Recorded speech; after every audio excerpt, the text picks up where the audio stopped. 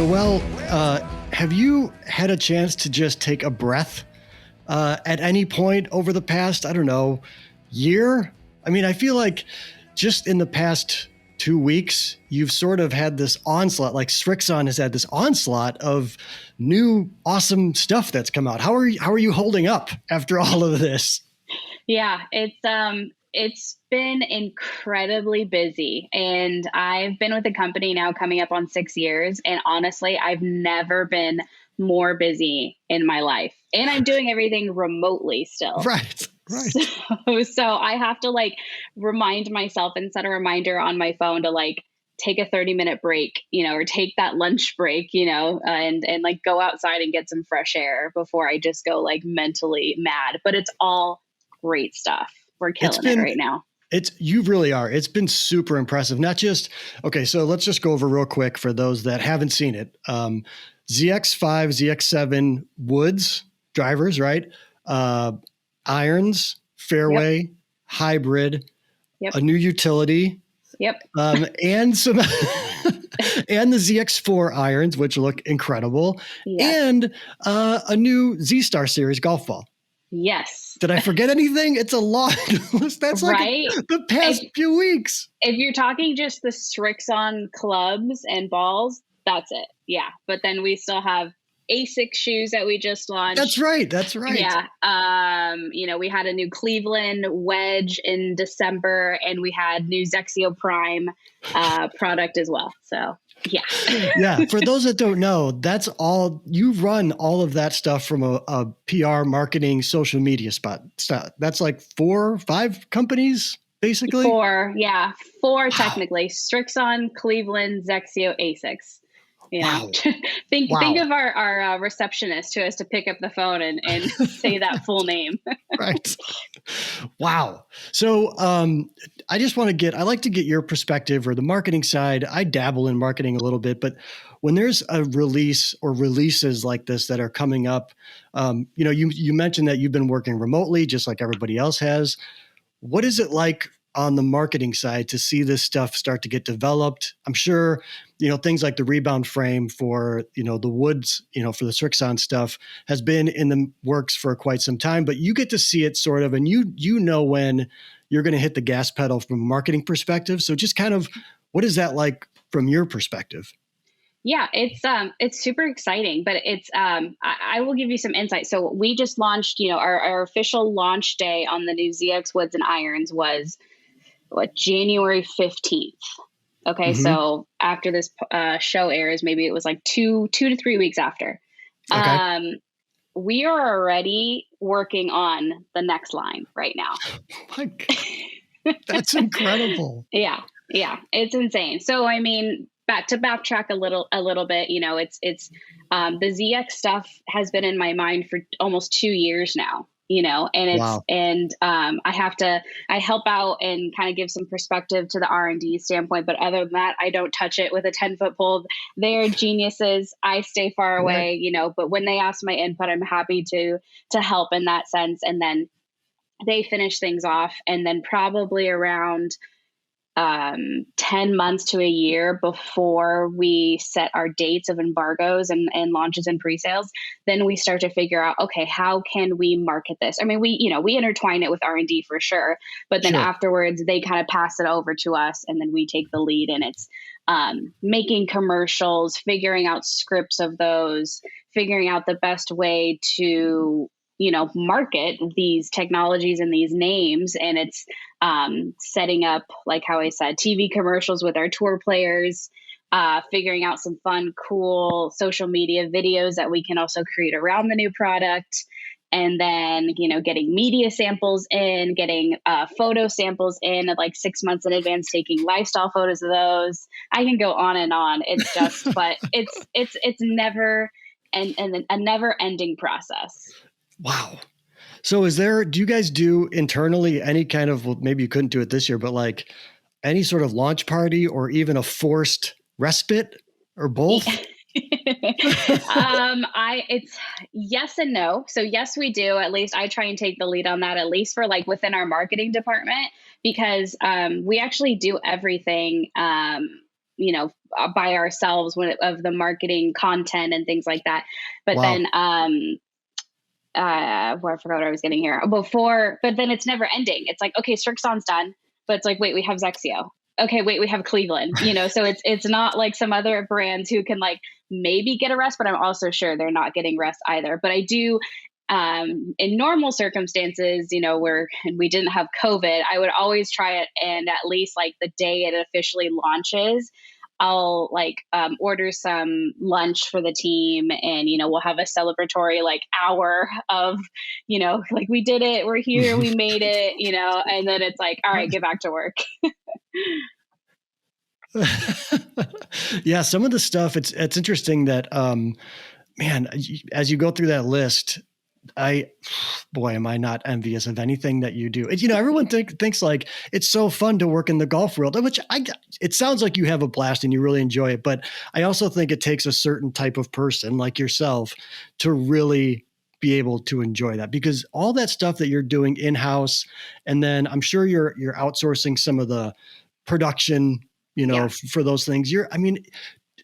Herding kittens doesn't even sound like it begins to describe what exactly goes on. And you're doing it for all these different brands. Like, right. Wow, man. Right. I know. I sometimes I sit back and it's like, wow, did we really just pull that off? Did we really just do all that? But I enjoy it. I'm a golfer. I've been playing golf my entire life, and it doesn't feel like a job to me. I'm super blessed. I'm super thankful for the opportunity and to still have a career, obviously, during COVID. And but I mean, it's impacted us definitely as well. But at the same time, we've been very fortunate, like as you've seen, like golf has really ramped up, and it's awesome. We're killing it right now. I can't even, I'm hearing left and right and every day, like, oh my God, Srixon, like how cool, you guys are killing it right now from top to bottom. And it's like, I couldn't be more proud of how hard we've worked this past year. I mean, obviously for our entire career, but like this past year, we didn't let COVID-19 get the worst of us. Yeah, it really is truly impressive. Do you have a favorite within the ZX children? Are you more excited about putting something in your bag that maybe you get to look forward to? The irons. Those are my babies. I've had them in the bag for quite some time. And then as everyone noticed that Europe was able to launch them before we did in the US. So it was killing me that I couldn't talk about it. Trust me, like I try and give everyone some teases and like, I want people to get excited, but it's like eating me away when I can't like, brag about all these new things. But for sure. I mean, I love our Srixon irons. They have been fantastic for a number of years. I honestly didn't think we can top last year's, and that's speaking honest, to God truth, but we did, and they're beautiful. They're gorgeous to look at. What really impressed me, and I want to vocalize it as much as possible, is the driver this year. We've really stepped up our game, and we're right there where everyone else is. Our tour players are loving it. They're switching into it. It's done a phenomenal job. I love the sound off of the ball. That's probably my favorite thing about it. It looks awesome at address, and it goes far. I've seen it in action. So I've played golf with our pal Adam Fonseca of Golf Unfiltered. And so he had it in his bag doing some testing. And we were playing with two other strangers at the time. And it's funny you mentioned the sound of it, because it's head turning.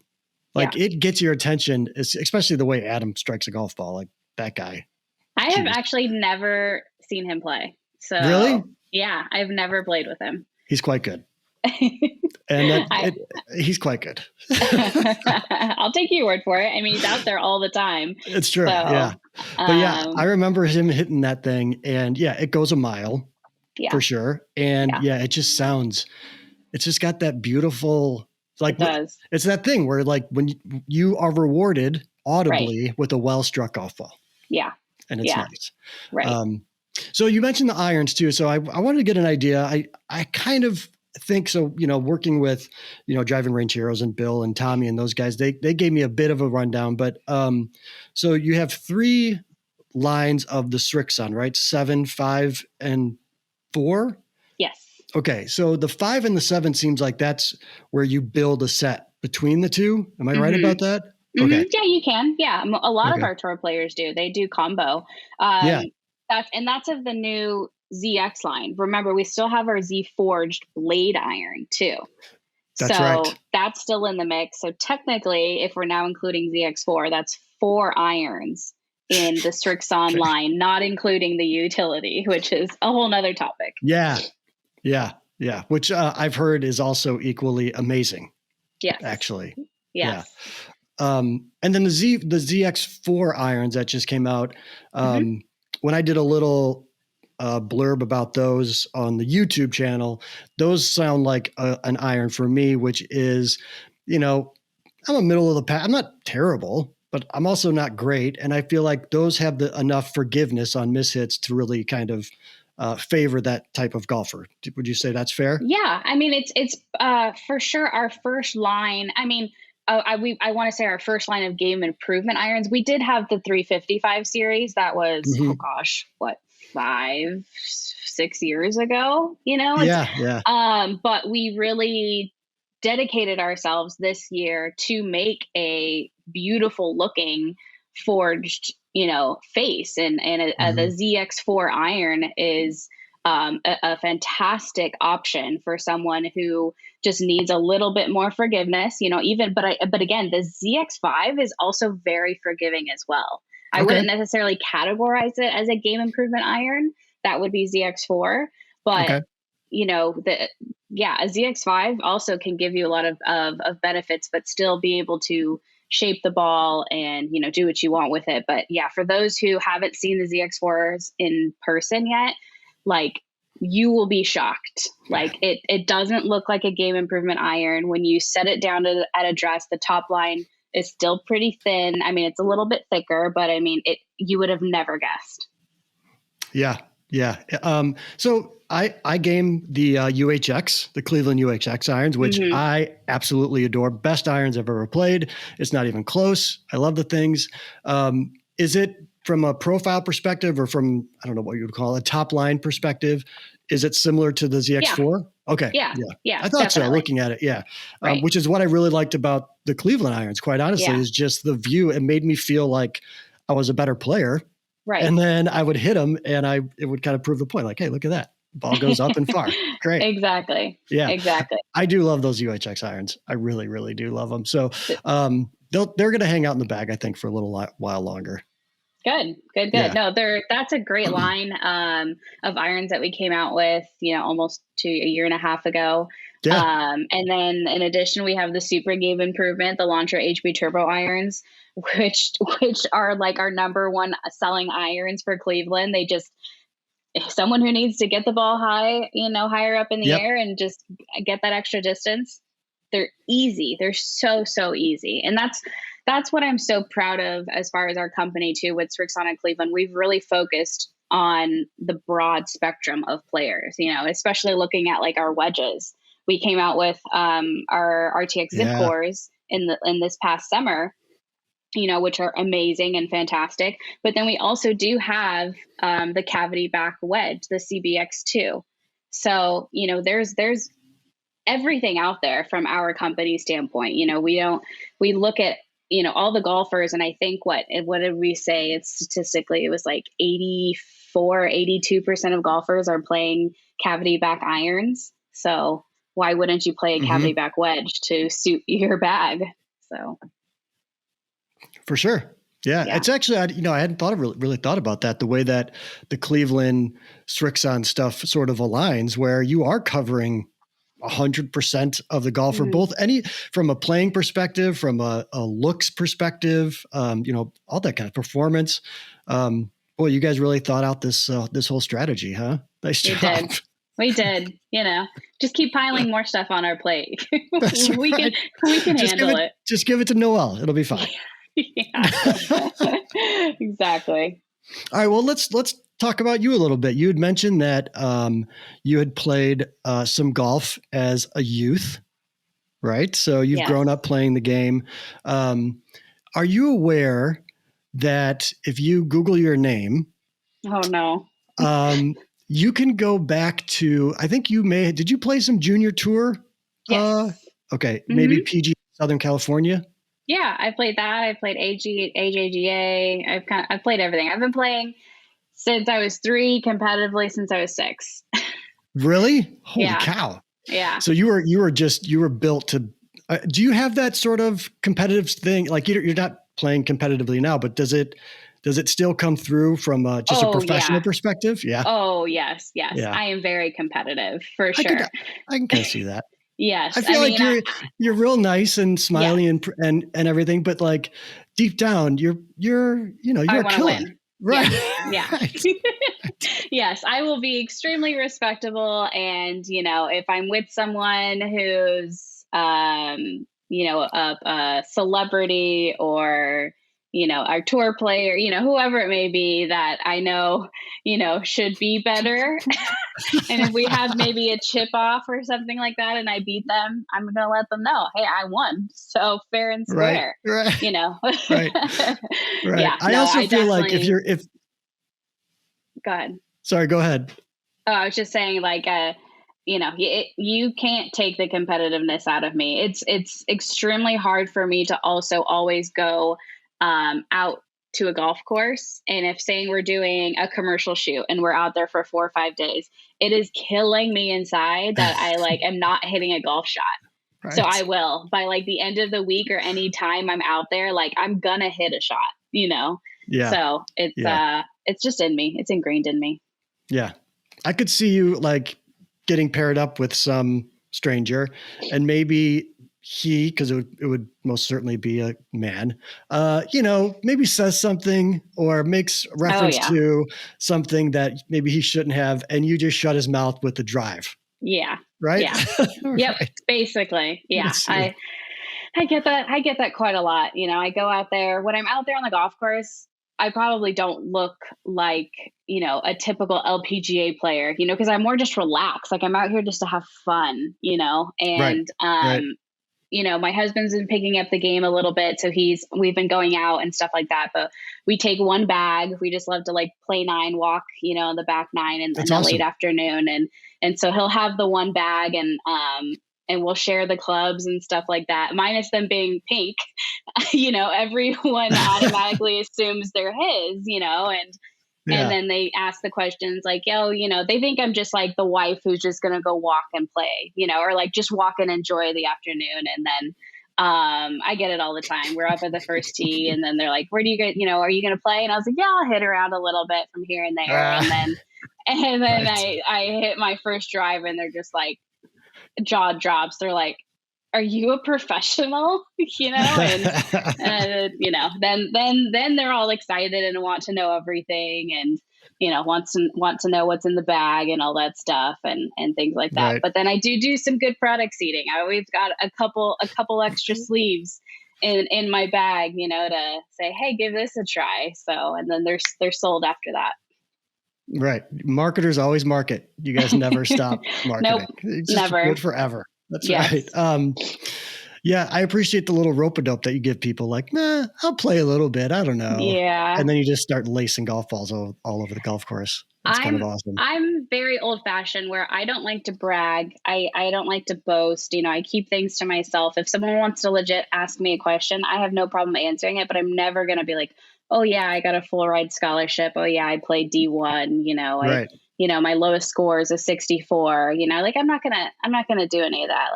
I respect the game too much where I'm going to let my game speak for itself. And hey, I also get so competitive though. I get mad at myself if I shoot 2 over par. And it's Noelle, I can't be that way. I don't practice anymore, right. But I still right. have that competitive side of me where it's oh, I just made a bogey, and right. I'll still get mad at myself. And that adrenaline rushes back. And my husband's it's okay. We're just playing 9 holes, it's not for, right. he'll always say the green jacket, so. Yeah. Yeah. Yeah, so let's talk about your career as a golfer a little bit before we get into how you became a golfer. Okay. So I'd mentioned, you Google your name, and it's crazy. This website, I have it right here. I just happen to have your statistics as a junior tour player Oh from, no. let's see, 2005 through 2008. They have all this stuff on here, and Oh you can actually gosh. go into the rounds. So I've got Oh some questions. no. Oh no. Okay, let's go. All right, let's just first talk about how good you were, because Okay. you were really good. So you were the 2007 Player of the Year as a junior, right? Yeah. You had in 2007, you had 7 top 10 finishes, right? Two back-to-back wins. So you were pretty dominant that year. And your first win, according to this website here, at least from the PGA Junior Tour perspective, Okay. came in 2005. Do you remember the win? No, not at all, but I will take their word for it. So apparently it was at the Santa Barbara Junior Open. Mm-hmm. Okay, at Santa Barbara Golf Club. Finished first there. That was your first win in 2005. So congratulations on that. Thank you.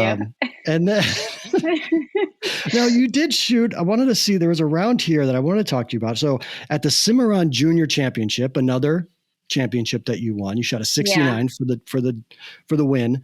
I remember that. Yeah. It seemed like you struggled on the par threes a little bit going through the round. Yeah, I hate par threes. Really? Par threes are my weakest to this day. I hate them with a passion. Really? Yeah.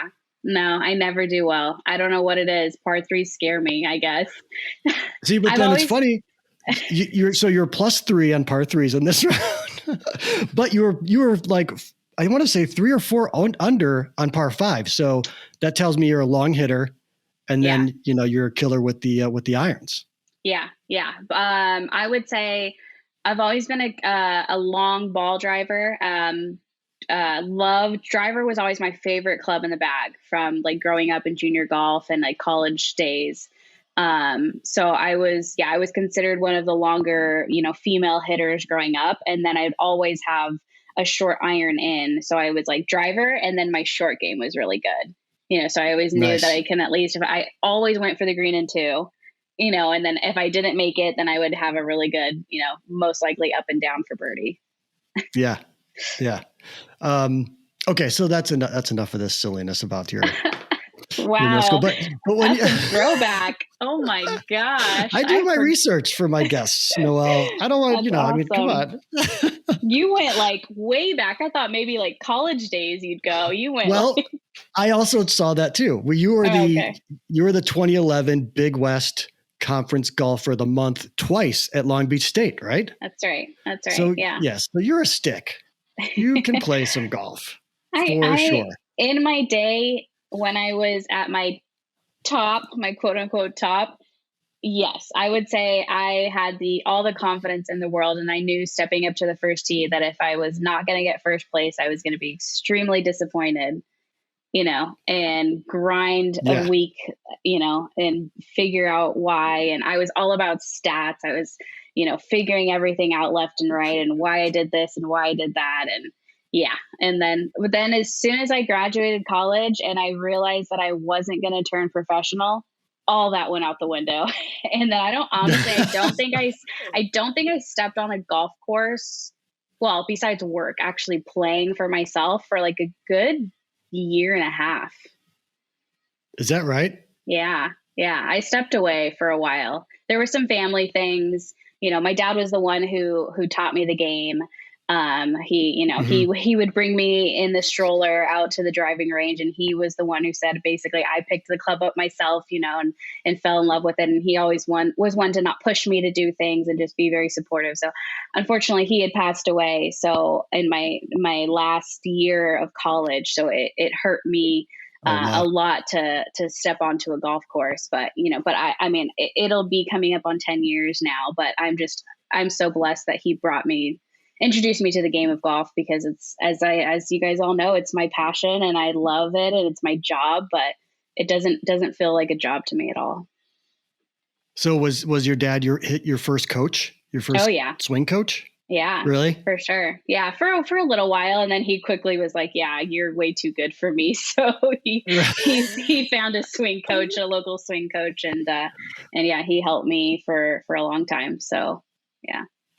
Was he always like every tournament there supporting the whole kind of, proud dad watching his girl, kill a golf ball? That had to be just incredible for him. Oh, it is. I mean, I get chills talking about it. Every time I step onto a golf course too, I smile because I think of him, but he was so proud of me and just helped me grow as much as I could and was able to financially help me because as we all know, golf is not cheap, but I was very blessed to have a full ride scholarship in college, but still it was like found me the best trainers and the best mental coach. And then, was my biggest supporter out on that golf course for sure. Every time, win or lose, I would be more mad at myself and he would just be like, everything happens for a reason, let it go, don't sweat it, and he always put that smile right back on my face.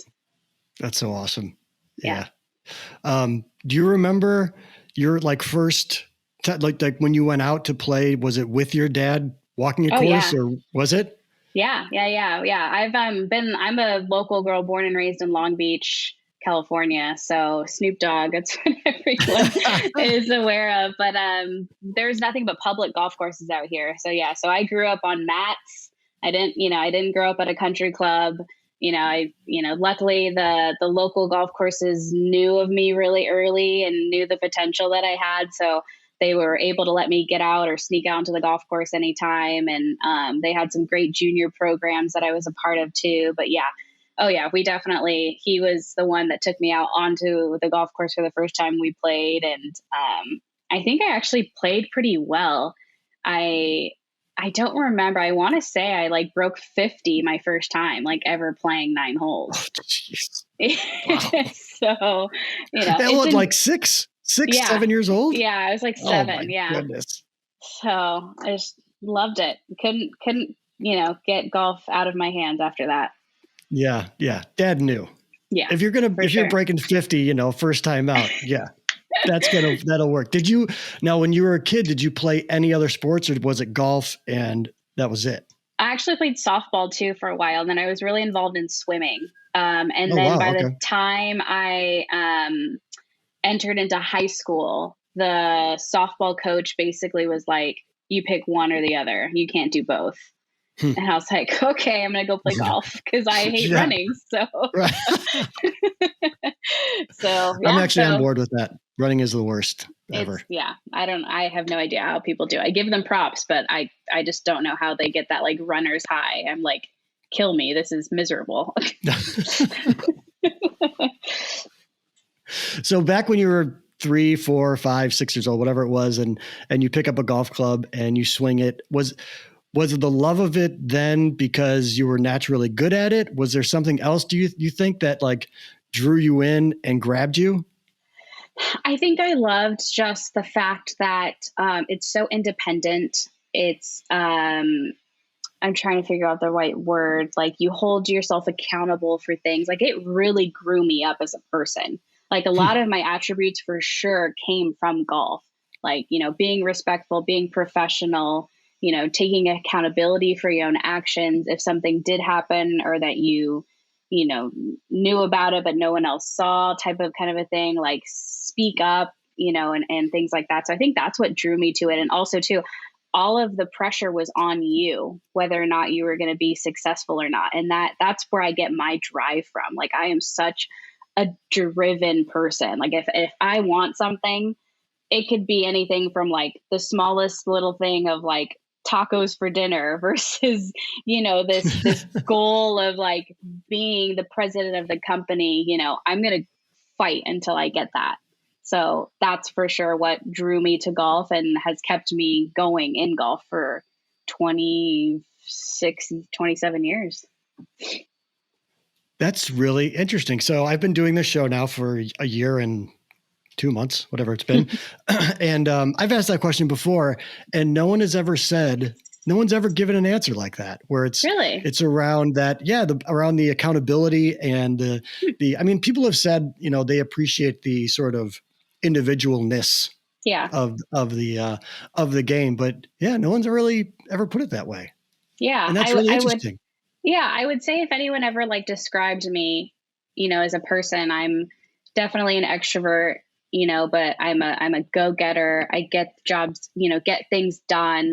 I'm driven, obviously career focused, but definitely family oriented as well. I'm very passionate about everything that I do, even if I'm not good at it, like I will find a way to make myself better. And I think that also goes into golf and in your game. If you aren't hitting it straight and down the middle, for a round or two, figure out why, and do the research and grind at it to make you successful the next time you go out and play. And I do that in my life as well. Mm-hmm. Yeah, I have no doubt talking to you, just listening to you talk about it. I'm inspired, quite honestly. Yeah. That's fascinating. It's just such an interesting answer to me, because I think most of the time, and I'm sure this plays into it. I mean, who doesn't love a well-struck golf shot, right? Everybody does. Right. I feel like that's kind of a bit of an easy answer. And the way that you've kind of, almost internalized and made what golf taught you a lifestyle, is awesome. That's so great. Thanks. And you've kind of figured out, to me anyways, almost a way to give back to golf through everything that you've done. And I think at some point, were you a junior golf coach as well? No, I mean, I've definitely like helped out at junior events, and I used to work for, I did an internship with the Southern California Golf Association. Okay. So I did that right out of college. And then they do have their youth on course program. Also there's a Long Beach Junior Golf Association where Tiger started, and that's where I actually started too. And I've given back there for sure and helped out in that sense. As a coach, no. I mean, like little things here and there, like I'll do and help people. But other than that, it's like, I don't have the patience for that. It's so weird where it's like, I'm really bad with patience though. So, and I know in golf, you really need to have a lot of patience, but I have so many friends, which is great. We're trying to grow the game of golf, who like want to go out and play and stuff. And I have no problem taking them out, but then it's like, can you show me how to do this? And I'm like, you can look on YouTube. I won't even show my husband how to really play. Like I'm helping him and I'm learning to like be patient, but like he's a football player. So he doesn't have like the twists and the right turns exactly. So I get a little frustrated and I know I need to work on it. So I'm trying, but yeah. I feel like that's a burden of like the really good players of any sport have a hard time, communicating of how they do something. Like if it sounds like you've been naturally good at hitting a ball of any kind, your entire life. So part of you probably just thinks this is how it works. Right. You know what I mean? Like take this stick, hit this ball with it. Right. And you'll have some success, right? Like, of course you've driven yourself beyond just those basic fundamental pieces of it, but I totally get that, someone who's grown up with this and it's not even a second thought for you to swing a golf club. Yeah. And honestly, that really, that exact thing happened to me New Year's. My husband and I went out to the driving range on New Year's Day. And he really wanted to go. And I was like, okay, yeah, everything else is closed. So, and it's, COVID friendly. So we went out and I hit we bought a large bucket, which by the way, I haven't paid for, and this probably sounds really bad, but I haven't paid for a large bucket of balls in forever. And I couldn't believe how expensive it was. But that's a whole nother story. That's awesome. But that sounds so bad, but anyway, that's all right. So I hit maybe 10 shots, and I just was like, fine, you know? And then, but my husband was practicing on the mats and stuff. And I was looking over and it was full. It was a full range, which was awesome to see, but it was amazing to me how and I don't know why it dawned on me, but golf is hard. Golf is really, really hard, I took it. I would probably say I took it for granted, I guess it opened my eyes and realized like, wow, like people are asking me for help. So I probably should help them a little bit more than I should. But I was having a little bit too much ego. And it's like the ball's sitting there. It's not going to go anywhere. It's not that hard to hit it.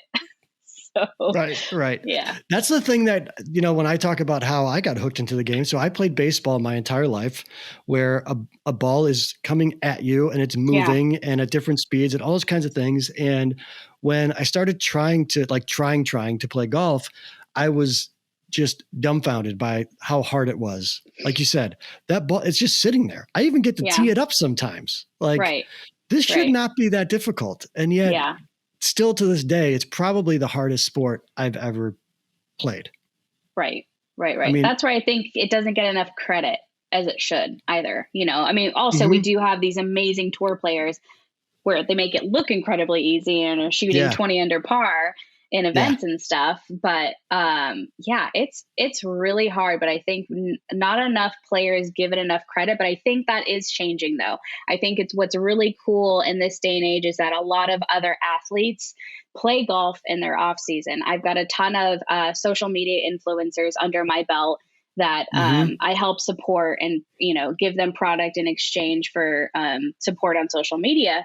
And it's helped grow the game, and also, they're also natural freak athletes where, baseball players are also amazing at golf, but it's really nice to see people so passionate about the game, whether it's football, baseball, hockey, soccer, anything, any professional sport that love to play golf in the off season. So that's also, I think, really, really cool and exciting. And that's helped us grow the game too. Yeah, it's really fun. So I experienced it last year when we were in, again, we're locked down. There's nothing to do except golf, right? And so for the first time, my children are all out of high school. They're all old, right? They're all grown up. And for the first time, they offered to go play golf with me so we could be a foursome. They had never played golf before. It was amazing. And to see that, like you see it happen, you see the birth of, and you're like, I got you. Like finally, and so now it's like, Dad, let's go to Top Golf. Dad, let's go out and play nine. Dad. Yeah. Like it's really, really fun to see that. And that's just another way to, like you're saying, people see their non-golf favorite athlete hitting a golf ball. And sometimes that's enough to get them out there to play. And that's fantastic. Okay. One more question, I think, anyways. So actually, I think I have more than one question. I'll be honest. That's fine. Okay. So you get to play around with some really cool human beings that play Srixon stuff and Cleveland stuff and all that kind of thing. And when you're doing the commercial shoots and all those sorts of stuff, do you have a favorite amongst them? Are you talking one of our tour players or celebrity athletes? Give me one of each.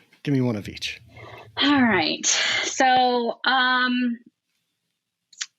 for celebrity athletes, that's hard. I can't answer these. I can't play favorites. It's not fair. I mean, I won't say who, but I mean, I do have a really great roster of Dodger players. And for those who follow me on social media, I'm a huge Dodger fan. I'm ride or die, world champs. I'm so excited that I'm involving myself in that team. We won the World Series. I play with them whenever we can, and it's so much fun. And I think what I enjoy about it too is that, I remember and I know, but they're just kids. They're just guys who just love their sport and then love to relax and do also something else that's super competitive. And boy, are they competitive. I'm sure. They gave me no lax in anything. I mean, I also didn't either. I didn't give them any strokes, but I mean, their swings are incredible and absolutely incredible. same with hockey. I played with a hockey player recently, and just goodness, I couldn't believe, that couldn't believe how well he struck the ball. But yeah. That's hard. I can't give you an answer on that. That has to be amazing to play. Like I know you're a huge Dodgers fan, and then being able to just kind of hang out on a golf course with Dodgers. Yeah. That's so awesome. Talk about a perk. One highlight, which will always forever live in my soul, is I played with two of them. I won't say who. Literally the day after their 163rd game or whatever it was. It was like literally the day before the first round of postseason. Yeah. And they hit me up literally the night before and were like, "Hey, do you want to go play Bel Air? Oh. We have a tee time. We have an open spot." And I was like, yeah, like no question asked. I'm there, but it was fun. Like we didn't talk shop. I don't want to like make them feel awkward. And I'm just not like the type of person, even though like inside of me, it's like, oh my God. Okay. So that game last night, Right. But no, we just hung out. They want to talk golf shop. They want to know what I'm doing, or, they want to place, bets and have fun and see who can get closest to the hole. We all played from the same tees, and they banter of who hit it farther and stuff like that. And it was such a fun day. It was so beautiful out there. If anyone's ever played Bel Air, it's incredible. And, but yeah, so that was definitely one of my highlights of my time doing that. But it's just, I'm very, very fortunate to be able to have that opportunity. That's incredible. Okay. And then the pro side, the pro golfer side? I can't answer that. No, I can't answer that one for sure. I love all of them. They're all great. I actually was just with Hideki yesterday. So I saw a little teaser on the Instagram. Yeah. Interesting. So it was great. We had a really good time together, and he's fun.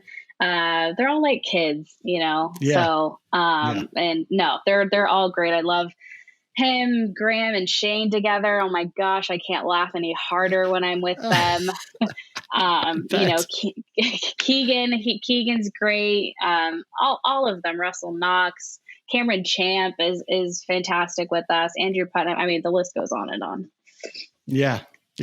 Graham is my favorite. I'm not afraid to say it. Everyone awesome. Loves He's Graham. He is. How can you not? If you ever get a chance of like, if you hopefully COVID friendly back, but like Graham and Shane Lowry play a lot of practice rounds together. They're good buds. They're hilarious together. Really? Oh my gosh. Yeah. We couldn't stop laughing at our last shoot. It was just the back and forth between them, but it was great stuff. But yeah, Graham's awesome. He's been amazing for our company, and he's such a sweetheart. Yeah. It's funny because, people talk about, if so-and-so plays X club or X iron, they want to play X club or X iron. And I've never really, not even, I've never really had that sort of thing, but I have to admit, like, I always kind of pay attention to what Graham has in the bag. Yeah. And there's nothing wrong there's nothing wrong with doing that. But I think that's where it gets a little, not frustrating, but it's like, you're not them. Like, I know, and I know it's great. And I know that they represent the brand and stuff, but like, just because they play that doesn't mean you have to play that, it's true. And it's like a lot of, but yeah, everyone loves a what's in the bag photo. Everyone loves like who's playing what and stuff like that. But it's like, try and fit what's best for your game, so you can also really enjoy the game. Because I can only imagine I would never be able to hit a fairway with Cameron Champ's shaft in my driver. Right. Or the ball. Obviously, I don't play the XV. I play the Z Star. Same with most of the tour guys. They all play XV. But yeah, I mean, if there's similarities, then for sure, grab what they're doing, and obviously the iron wise, which I think a lot of people don't know, is most of our guys are playing combo irons, 5 series and 7 series. And then have a couple utility irons in the bag, and then it's the driver. So you can definitely get that kind of, what you need, but shafts and on that sorts, maybe not so much. So are you a bit of I don't think it's too, I don't know. You kind of sound like maybe you're a bit of you have a very good awareness of sort of the gear side. Oh yeah. Of the business, like from a shaft perspective and that kind of thing. Yeah. Is that when you decided to go and leave college, you weren't going to be pro, did you seek out kind of the golf world specifically to go and find a job there with an equipment company? So right out of college, like I said, I got the internship at SCGA, worked for them for a year or so. And then, after that, I knew I wanted to be in the golf industry, in the golf biz. And it was basically as far as like, where can I apply? So I applied everywhere. And, luckily, Srixon Cleveland is right in my hometown, basically 10 minutes from my hometown. And I applied for them and I got a job or opportunity to interview with them in customer service. So I actually worked in customer service for about 8 months. That was my first time there.